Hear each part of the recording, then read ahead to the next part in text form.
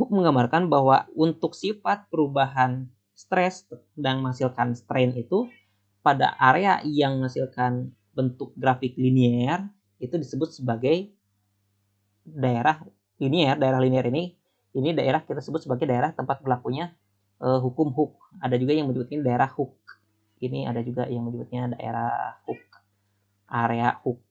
Maksudnya gimana? Hook ini ya gambarannya adalah ketika benda diberi gaya, maka dia akan menghasilkan perubahan panjang yang sebanding dengan gayanya. Artinya kalau misalkan kita contohkan di sini ada pegas, posisi timbangnya adalah seperti ini, seperti di bagian kiri ini. Ketika dia dikasih gaya F, ke bawah di perubahan panjangnya adalah X. Ketika dikasih gayanya 2F, maka 2X. Artinya perbandingan perubahan gaya terhadap perubahan ukurannya, kalau kita bandingkan itu akan memenuhi fungsi linear, artinya menghasilkan suatu angka yang bersifat tetap yang kita sebut sebagai konstanta. Maka ini kita istilahkan sebagai konstanta pegas. Pada literatur tertentu ini juga ada yang disebutkan sebagai koefisien, karena pada kondisi-kondisi tertentu ketika ada perubahan istilahnya bentuk atau perubahan karakteristik dari pegas itu bisa saja K ini bisa berubah ya. Tapi untuk kondisi yang dibuat tetap seperti ini, di daerah linear seperti ini, perbandingan antara F dengan X-nya itu dinyatakan bentuk sebagai ukuran yang konstan. Kita nyatakan sebagai konstanta pegas. Nah, pegas ini dia ketika ditarik dengan gaya, otomatis dia pun punya perlawanan. Dia ditarik, kemudian ada perubahan energi potensial di sini, maka dia punya energi yang tersimpan untuk bisa balik lagi gitu, untuk menghasilkan energi lainnya. Maka di sini kita munculkan ada fenomena pada elastis itu. Ingat, benda elastis itu sifat utamanya adalah ketika dia dikasih gaya, dia mengalami perubahan bentuk, ketika gayanya hilang, maka dia balik lagi gitu. Jadi ada gaya yang membuat dia balik lagi. Kita istilahkan sebagai gaya pemulih. Kalau kita nyatakan konstanta adalah F per X, maka kita bisa nyatakan yang namanya F adalah K kali X, maka untuk gaya pemulihnya adalah F dengan min K kali X. Gitu ya. Oke. Dan dalam kehidupan sehari-hari, pegas-pegas ini bisa kita manfaatkan dalam susunan tertentu. Ada yang disebut sebagai susunan seri, ada juga yang disebut susunan paralel gitu ya. Dan untuk susunan seri kira-kira gambarnya seperti ini. Ingat, seri artinya bersambung, untuk paralel artinya sejajar.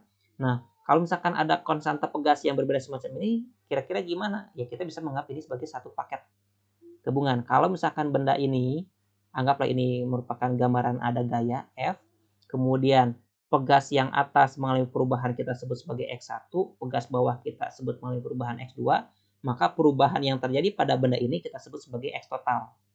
Gitu ya, maka X1 ditambah X2, perubahan di sini, ini turun, ini pun akan turun. Jadi perubahan turunnya X1 ditambah turunnya X2 akan menghasilkan kita sebut sebagai perubahan ukuran total. Jadi disebut X total. Kita sebut X tot aja ya. Nah, kita tahu tadi bahwa yang namanya F adalah K adalah F per X. Artinya kalau kita nyatakan X gimana? X adalah F per K. Berarti ya ini kita bisa nyatakan ini F per K.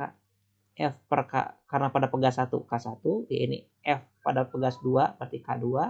Ya ini F pada pegas total. Kita sebut saja pegas total lah ya. Nah, kita lihat F ruas kiri ruas kanan ini sama-sama F. Kita coret, maka kita akan peroleh bahwa untuk pegas yang seri, nah susunan seri kita bisa memperoleh nilai 1 per K1 tambah 1 per K2 sama dengan 1 per K total. Ini untuk yang disusun secara seri, susunan pegas secara seri. Nah, berikutnya bagaimana kalau yang paralel?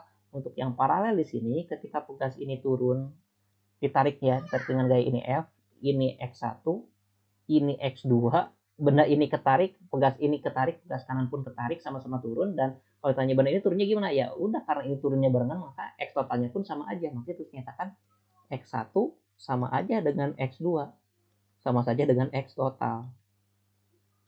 Tapi bedanya apa? Nah, bedanya adalah kita tahu bahwa yang namanya distribusi gaya. Kalau yang ini F yang ini ke bawah, maka perlawanannya ya ke atas. Kalau ini F yang aksinya ke bawah, reaksinya gimana? Atau gambaran distribusinya gimana? Ya ini kan seolah-olah dia terdistribusi pada dua area ini. Jadi pegas ini seolah mendapat gaya masing-masing, ini F1, ini F2, kira-kira seperti itulah ya. Jadi kalau ini ada F1 di sebelah sini, pada pegas 1 ini ada F2, berarti kita tahu bahwa yang namanya F total di sini itu bisa kita nyatakan merupakan F total itu adalah penjumlahan dari F1 dan F2. Ya, ingat ya, kita tahu kalau ada beban ke bawah ini kan diimbanginya ke atas nih. Kalau ini ke bawah, yang ke atas ini 1 juga. Kalau ini kan ada 2. Jadi F1 dan F2 itu adalah F total. Dan kita tahu F itu adalah Kx, seperti ini. K1 kali X1 ditambah K2 kali X2 sama dengan K total kali X total. Karena X total, X1, X2-nya sama, maka ruas kiri, ruas kanan ini bisa dicoret. Berarti untuk pegas yang disusun secara paralel, untuk mencari K totalnya gimana? Bisa kita nyatakan bahwa K1 tambah K2 itu adalah K total. Atau boleh juga kita tuliskan untuk memudahkan, untuk K yang dihubungkan secara seri, 1 per K seri sama dengan 1 per K1 tambah 1 per K2. Kalau pegasnya ada banyak, gimana yang disusun serinya ya? Tambah selanjutnya. K3, K4, dan seterusnya. Kalau paralel gimana? K paralel karena merupakan hubungan, dinyatakan seperti ini. K paralel sama dengan K1 tambah K2 kalau pegasnya ada banyak, dan seterusnya. Nah, untuk yang contohnya seperti ini nih. Ini contoh yang paralel ya, yang dipakai di spring bend.